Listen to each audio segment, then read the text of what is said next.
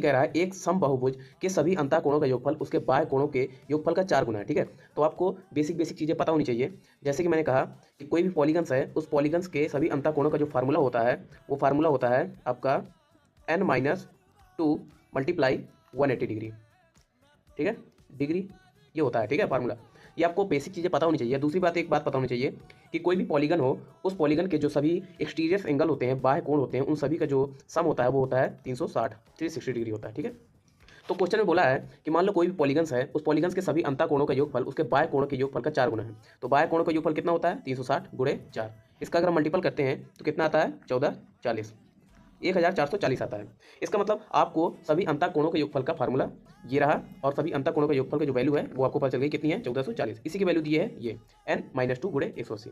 इससे आप n की वैल्यू निकाल लेंगे, तभी तो आपको पता चलेगा कि विकर्णों की संख्या क्या है। ठीक, तो आप यहाँ पे 180 को यहाँ पे बटे में लाएंगे, 0 से 0 कटेगा, 18 से काटोगे तो कितने बार में जाएगा 8 बार में। ठीक है, यहाँ पे n-2 माइनस का 2 इस तरफ आएगा, तो n-2 इज इक्वल टू 8, तो यहाँ पे 10। ठीक, इतना आपको पता चल गया। n की वैल्यू नोट कर लो, n इज इक्वल टू विकर्णों की संख्या इज इक्वल टू होता है n-3 डिवाइड बाई 2।